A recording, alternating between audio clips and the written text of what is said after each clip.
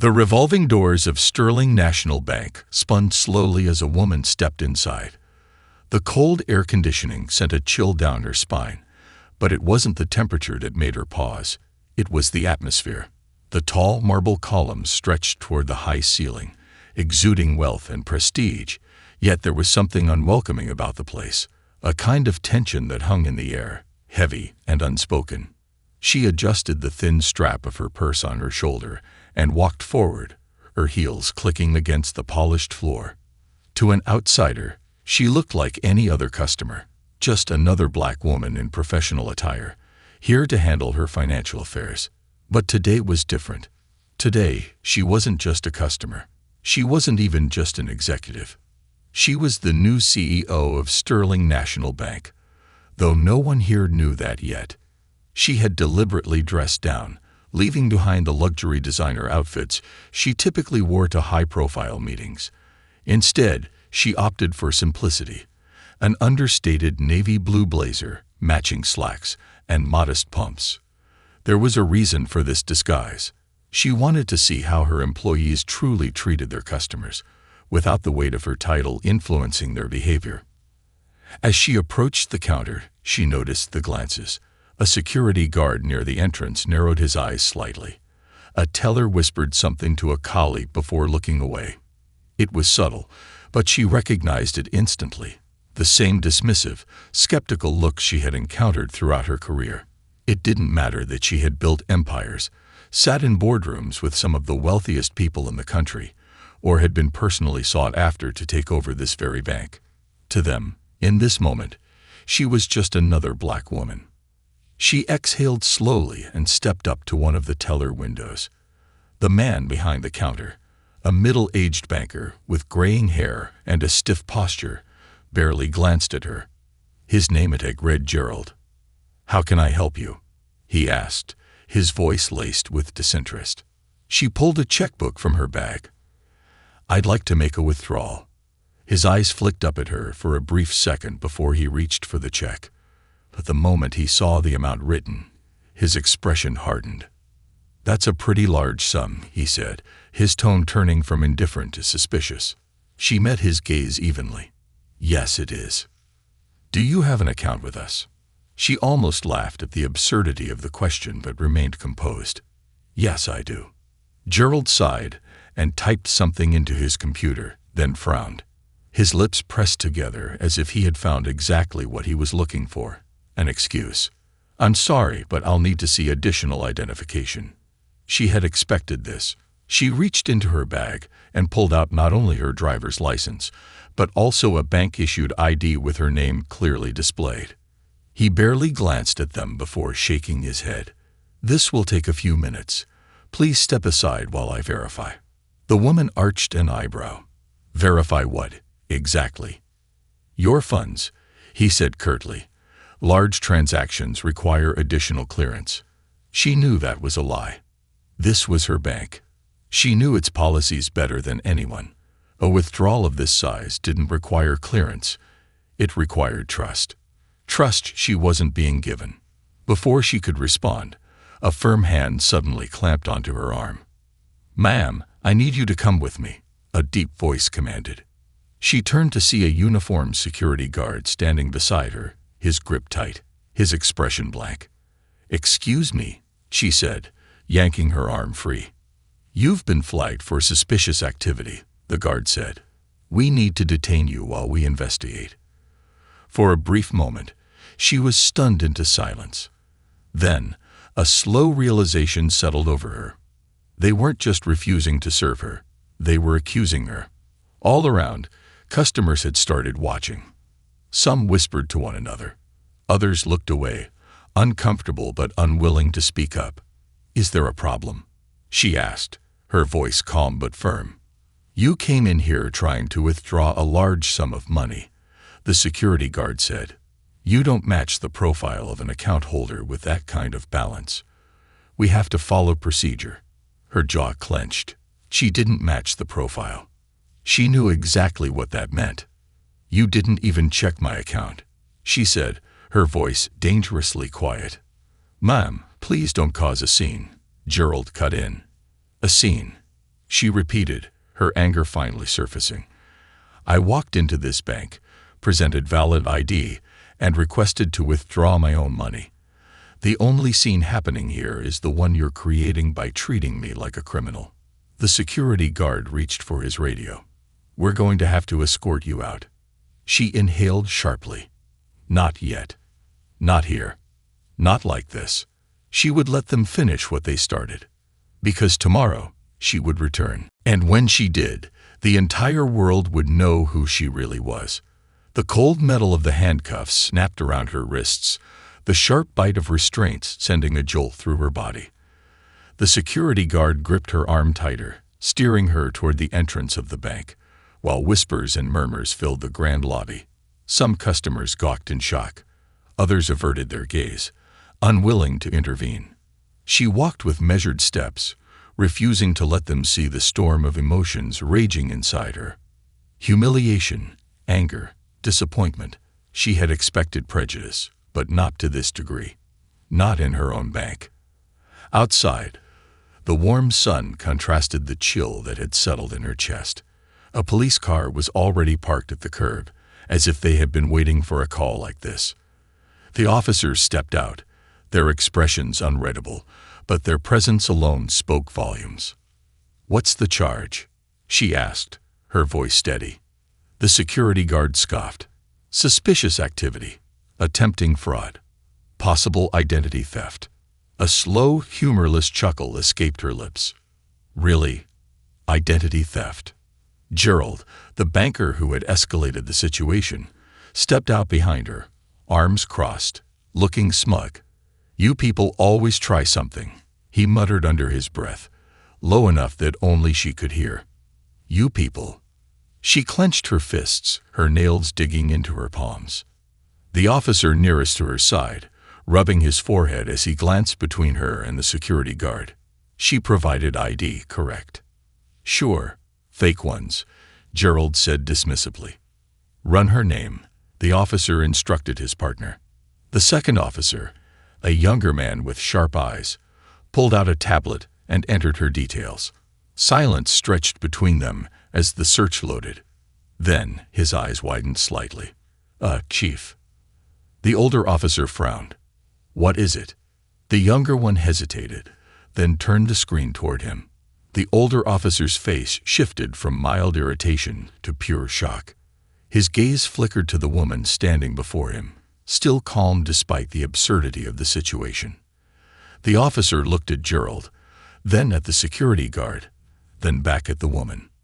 "Miss, I think there's been a mistake." She exhaled through her nose. "A mistake?" she repeated, tilting her head. The older officer's jaw tightened, and he gestured for the security guard to unlock the cuffs. "Take these off her. Now." The security guard hesitated. "But she." "Now." The authority in the officer's voice made the guard jump, fumbling with the key before unlocking the cuffs. As soon as her wrists were free, she rubbed them lightly, shaking off the lingering sensation of cold steel against her skin. "Ma'am," the officer began, choosing his words carefully, "we sincerely apologize for the—" She held up a hand. "Don't," she interrupted, her voice firm. "Not yet." She turned to Gerald, who still looked confused, not yet realizing the depth of his mistake. "Tell me, Gerald," she said coolly, "what exactly about me made you assume I was a fraud?" He opened his mouth, then shut it. "You didn't even check my account," she continued, taking a slow step toward him. "You saw my face, my skin, and that was enough, wasn't it?" Gerald stiffened. "Ma'am, save it." She glanced at the security guard. "And you," she said, her voice like steel. "You manhandled me out of the bank like I was a criminal. Did you even stop to question whether you were right, or did you just assume that because a black woman wanted to withdraw money, she had to be a thief?" The guard swallowed hard but said nothing. She let the silence stretch between them before finally turning to the officer who had recognized her name. "You said there was a mistake," she said. "Tell them who I am." The officer shifted uncomfortably before clearing his throat. "This is Renee Carter," he announced, glancing at Gerald and the security guard. "She's the new CEO of Sterling National Bank." The word hung in the air like a bomb detonating in slow motion. Gerald's mouth fell open slightly, his face draining of color. The security guard took a small step back, his posture suddenly less confident. The crowd of onlookers had grown, and now whispers of disbelief rippled through them. A heavy silence followed. Renee let them soak in their own shock for a moment before she finally spoke. "I was going to announce my position next week," she said, her voice deceptively calm. "But it seems today was far more revealing than any press conference could have been." She turned toward the bank entrance, staring up at the grand Sterling National Bank logo. "Sterling National has prided itself on being a leader in finance," she said, more to the crowd than to the men who had wronged her. "But today, it has shown its true colors. A bank is only as strong as the people who represent it." She finally turned back to Gerald and the security guard. "And you." She let out a small, humorless laugh. "You've made it crystal clear that you do not deserve to be among them." Gerald opened his mouth, looking like he wanted to beg, but no words came out. Renee adjusted her blazer, squared her shoulders, and gave them one final look, one of absolute, unshakable power. "Effective immediately," she said. "You're both fired." And with that, she turned on her heel and walked back through the doors of her own bank, this time not as an outsider, but as the woman in charge. Renee Carter strode back into the grand lobby of Sterling National Bank, the echoes of her heels punctuating the stunned silence that had settled over the employees and customers alike. The tension in the air was palpable, as if the very walls of the bank had absorbed the weight of the injustice that had just unfolded outside. But now, the balance of power had shifted. No longer was she an anonymous black woman being humiliated in her own institution. She was the CEO, and she was about to make sure every single person in this building knew exactly what that meant. The whispers started as she moved past the stunned tellers. Employees who had ignored her earlier suddenly straightened their backs, their faces shifting from dismissive to nervous. Some of them recognized her name. Others pieced together the truth from the hushed conversation spreading like wildfire through the bank. The security guard who had forcibly grabbed her was still frozen in place near the entrance, his uniform suddenly feeling too tight around his neck as realization set in. She approached the center of the lobby, stopping in front of the same polished marble counter where Gerald had so confidently questioned her legitimacy. The very spot where she had been treated like a criminal simply for daring to access her own wealth. A manager, a balding man in an expensive navy suit, rushed forward, his face pale with worry. "Miss Carter," he said, forcing a tight smile as he extended his hand. I mean, Ms. CEO Carter, please allow me to." She ignored the gesture, letting his hand hover awkwardly between them. "Who was in charge while I was being dragged out of my own bank?" Her voice was calm, but there was an edge to it, one that made the employees within earshot shift uncomfortably. The manager hesitated. I was in my office when it happened. I didn't realize." "You didn't realize your security team was falsely detaining a customer?" His face flushed. "Ms. Carter, I assure you, had I known." "But you didn't," she cut him off. "Because you weren't paying attention. And now, because of that negligence, I had to witness firsthand the rot festering within my own institution." The employees nearby stiffened. Some of them had been the very ones who had whispered and snickered when she was being mistreated. Now, the weight of her words pressed down on them like a crushing force. The bank's regional director, a woman in her 50s with a sharp bob and a pearl necklace, stepped forward, her voice overly sweet. "Miss Carter, please, let's discuss this privately in your office. I assure you, we take these matters very seriously, and This is exactly where this conversation needs to happen," Renee interjected, scanning the crowd. "Right here, where everyone can hear it. Transparency is the first step to accountability, and if this bank is going to continue under my leadership, Accountability will be the foundation we rebuilt from." Her gaze swept across the faces of the employees, many of whom suddenly found interest in their computer screens or the floor.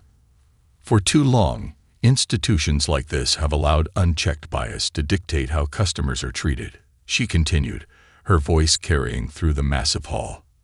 For too long, Black professionals, Black entrepreneurs, and Black women like myself have had to prove ourselves over and over again, just to be treated with the basic respect afforded to others without question. A murmur rippled through the crowd. She turned to Gerald, who was still standing by the counter, looking like a man watching his own career go up in flames. "You looked me in the eye and decided I wasn't worthy of trust," she said. "Not because of my credentials, not because of my account balance, but because of who I am. Because I didn't fit the profile of someone who could possibly have wealth in this institution." Gerald's mouth opened and closed like a fish gasping for air. I was just following protocol," he stammered weakly. Renee arched a brow. "Protocol," she repeated. "Tell me, Gerald, what part of Sterling National Bank's policy states that a Black woman attempting to withdraw her own money should be automatically assumed to be a criminal?" He had no answer. The entire bank had gone silent. Renee exhaled through her nose, then turned her attention to the security guard, whose face had gone an unhealthy shade of pale. "And you," she said coldly. "You didn't hesitate. You grabbed me like I was a common thief. You didn't ask questions. You didn't verify. You just assumed. And because of that, you put me in handcuffs in front of an entire room of people." The guard swallowed hard, shifting his weight from foot to foot, but still, he said nothing. Renee let the silence stretch between them, letting the weight of their actions settle. Then she straightened her shoulders. "As I said outside, you're both fired," she stated, "effective immediately." The tension snapped like a taut wire. Gerald let out a strangled noise, his hands trembling. "Miss Carter, please. I've worked here for 15 years. I have a family, a mortgage, And how many Black customers have you humiliated in those 15 years? She interrupted, her voice like steel. He shut his mouth. She turned back to the manager. "I want an audit done on customer complaints," she ordered.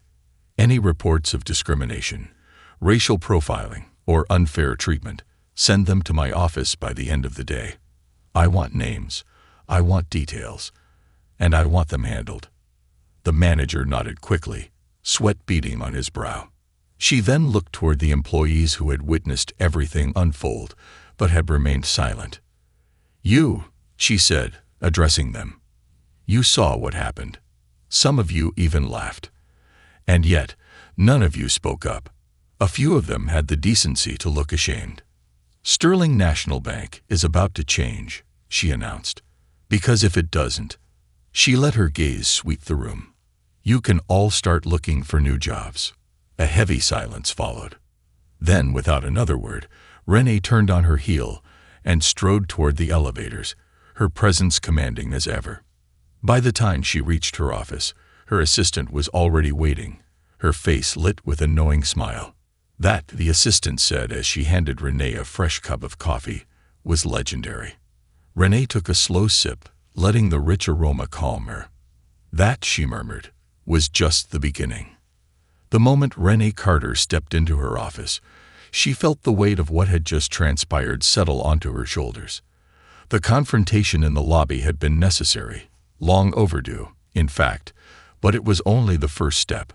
Real change wouldn't come from a single firing or a public humiliation. It would come from dismantling the toxic culture that had allowed discrimination to thrive in her own bank. She sank into her chair, her mind already racing with the next steps. The view from her office stretched across the city skyline, a symbol of power and success. But today, it felt more like a reminder of the battle ahead. A knock on the door pulled her from her thoughts.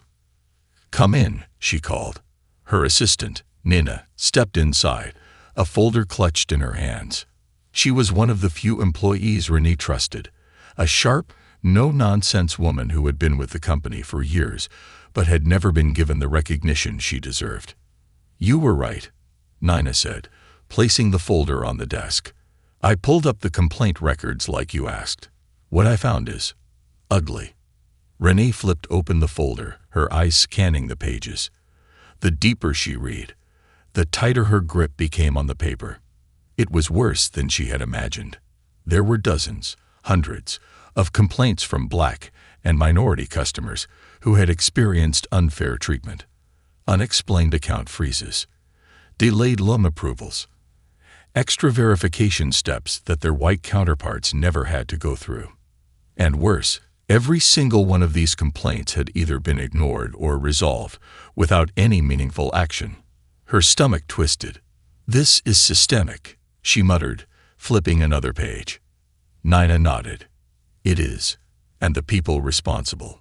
Most of them are still working here. Renee exhaled sharply, closing the folder. Not for long.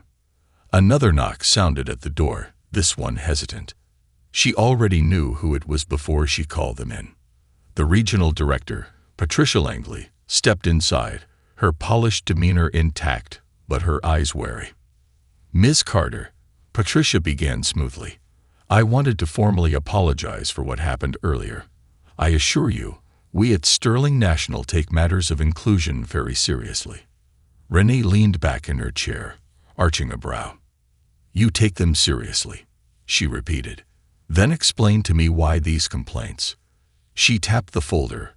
We're swept under the rug. Patricia's lips pressed together. We do our best to address every issue that comes through. No, you don't, Renee interrupted. Because if you did, I wouldn't have had to experience this firsthand. Patricia shifted uncomfortably. Renee pushed the folder toward her. I need names, she said. Everyone who was involved in burying these complaints. Every manager who dismissed them. Every executive who let it slide. Patricia hesitated. Ms. Carter, with all due respect, a purge like that could destabilize the bank. Renee narrowed her eyes. And letting racism fester doesn't. Patricia flinched at the word. Renee folded her hands on the desk. Here's how this is going to go, Patricia.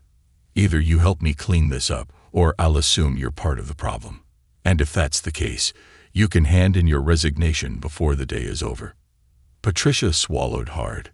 I'll get you the names, she said quietly. Renee nodded. Good. And one more thing. Schedule a meeting with the board. I want them in this office by the end of the week. Patricia didn't argue. She simply nodded and left the office, her normally confident stride subdued. The moment she was gone, Nina let out a low whistle. Damn, she murmured. You don't play around. Renee exhaled, rubbing her temples. I can't afford to. Nina hesitated, then sat down across from her expression more serious. You do know what's coming, right? Renee met her gaze. I do. There would be backlash. The old boys club that had run this institution for years wouldn't take kindly to her dismantling their power structure. There would be pushback from shareholders who only cared about profits, not justice. And there would be whispers, so many whispers, from employees who would resent her for changing the way things had always been. She was prepared for all of it. But what she wasn't prepared for was the next revelation. Nina hesitated before speaking. There's something else you need to see. Renee frowned. More complaints. Nina shook her head and placed another folder on the desk. This is different. Renee flipped it open, her eyes scanning the documents inside. Then she froze. She reread the words, her heartbeat slowing, her breath catching in her throat. It was a file. On her. Not from an external source, but from within the bank itself.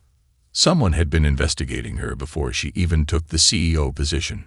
There were background checks far beyond the standard vetting process. Personal details that should never have been accessed. Notes detailing her past, her connections, even her family history. Someone within Sterling National had been watching her, anticipating her, and preparing to take her down. Renee closed the folder, her pulse steady but her mind racing. It wasn't just about discrimination anymore. This was a fight for power. And someone inside this bank had already decided she was their enemy. Renee Carter sat in the silence of her office, staring at the folder in front of her, a file on her. Compiled from within the bank. She had expected resistance. She had expected pushback. But what she hadn't expected was premeditation. Someone had been watching her, digging into her life before she even stepped foot in this office as CEO. That meant they saw her as a threat long before she realized she was in a battle. Her fingers hovered over the papers inside, tracing the details. They had everything. Her business ventures before she took the role, old employment records, even financial transactions dating back years. She wasn't sure what disturbed her more, the fact that they had done this in secret or the reason behind it. Before she could dwell on it further, a buzz from her intercom jolted her out of her thoughts. "Miss Carter, your legal counsel is here," Mana's voice came through. "Send them in," Renee replied, closing the folder and straightening her posture. A moment later, Mark Holloway, the bank's head attorney, stepped inside.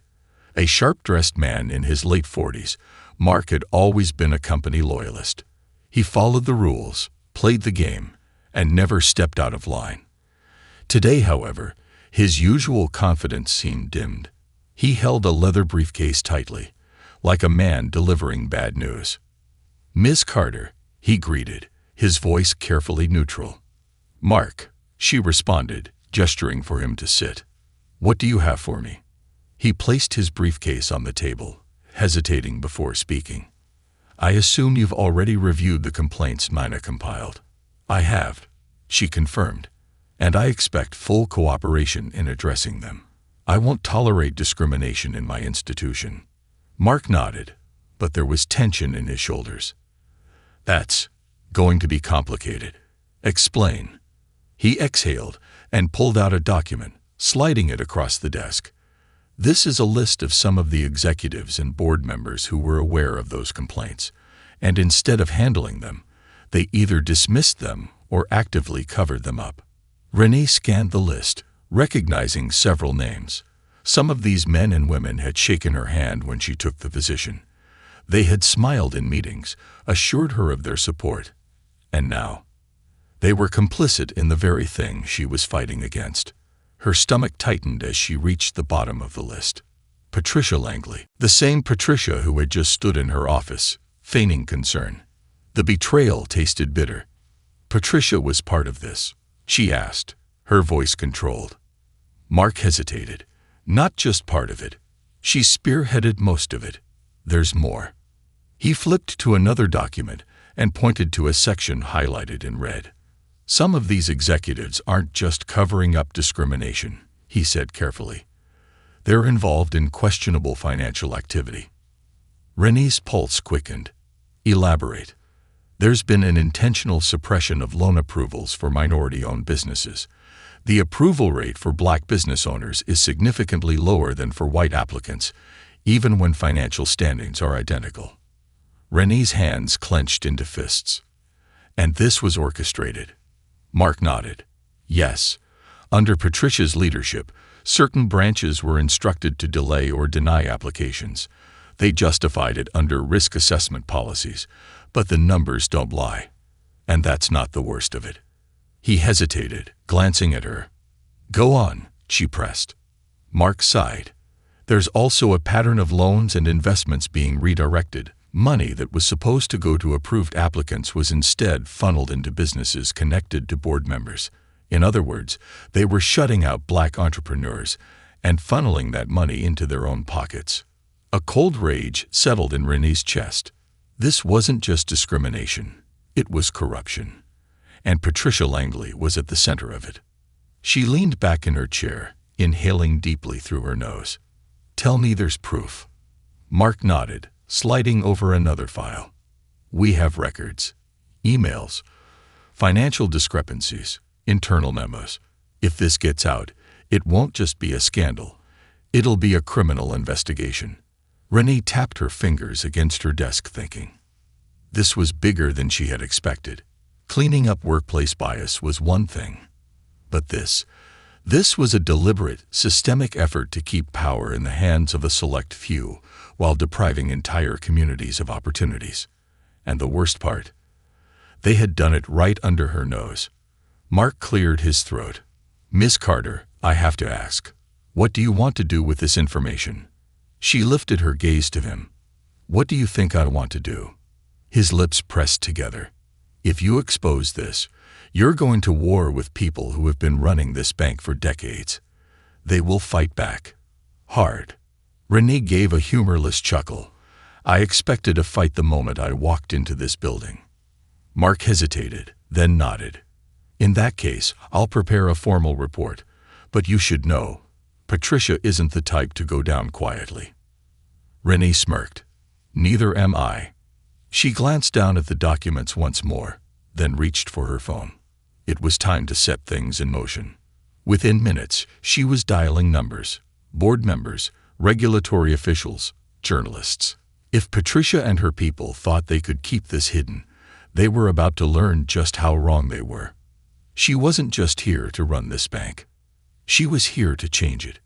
And if that meant burning down everything corrupt along the way, so be it. The morning sun streamed through the floor-to-ceiling windows of Renee Carter's office, but the warmth did nothing to ease the cold determination settled in her bones. It had been 3 days since she uncovered the full extent of the corruption inside Sterling National Bank. 3 days of back-channel meetings, whispered conversations, and late-night strategy sessions with her legal team. The weight of what she was about to do pressed on her, but she refused to let it shake her resolve. Today was the day. She glanced at the clock, 8:55 a.m. The emergency board meeting was scheduled for 9 o'clock. Every key player in the company, from executives to senior directors, would be in attendance, and at the center of it all, Patricia Langley, the woman who had smiled in Renee's face while orchestrating the system designed to hold people like her back. Renee didn't just want Patricia fired. She wanted her exposed. A soft knock at the door interrupted her thoughts. Nana stepped in, her usual composed demeanor giving way to something almost electric. "They're all in the conference room," she said, "and Patricia's acting like she owns the place." Renee smirked. "She won't for long." Nina hesitated before stepping closer. "Are you sure you want to do this today? You could give yourself more time to." "No," Renee cut in firmly. "If I wait, I give them a chance to cover their tracks. It happens now." Nina nodded, but her concern lingered. "Just be careful. Patricia won't go down without a fight." Renee's jaw tightened. "Neither will I." With that, she stood, smoothed out her suit, and walked toward the door. She was ready for battle. The conference room buzzed with tension as Renee stepped inside. Every seat around the long mahogany table was filled with executives, department heads, and members of the board. Some avoided her gaze. Others, like Patricia, watched her with cool amusement. Patricia leaned back in her chair, crossing her legs. "Miss Carter," she greeted smoothly. "We weren't expecting an emergency meeting so soon after your eventful first week." A few chuckles rippled around the table. Renee didn't smile. Instead, she set a thick folder onto the table and met Patricia's gaze head-on. "Let's not waste time," she said. "This meeting is about the intentional racial discrimination and financial fraud happening inside this bank." Silence. Some of the board members stiffened. Others glanced at each other nervously. Patricia, however, only raised a perfectly sculpted brow. "That's a serious accusation," she said smoothly. Renee flipped open the folder, revealing stacks of documented evidence, email exchanges, altered financial records, flagged loan applications. "It's not an accusation," Renee corrected. "It's a fact. One that's been systematically buried for years under your leadership, Patricia." A murmur of shock rippled through the room. Patricia let out a slow, calculated laugh. "This is absurd. You're new here, Renee. You don't understand how this business works. Sometimes loan denials happen for valid reasons. Except in this case, they happened exclusively to Black and minority applicants," Renee interrupted. "And not due to financial risk, but because you and your team deliberately blocked their approvals while funneling that money into your chosen recipients. A few gasps echoed through the room. Renee turned to the board members. Every single person at this table will receive a copy of this report. It details how Patricia and her associates ignored countless discrimination complaints, rigged approval processes, and even redirected funds into businesses with personal ties to them. One of the older board members, Mr. Whitmore, cleared his throat. Ms. Carter, this is highly disturbing. If true, it could destroy the reputation of the bank. Renee met his gaze. If we cover it up, it will. But if we fix it, we set a new standard for accountability. Patricia's expression hardened. And I suppose you think you're the one to fix it. Renee smiled. I know I am. Then she reached into her folder and pulled out a final document. A termination letter. For too long, this bank has been run by people who think they're untouchable, Renee continued. That ends today.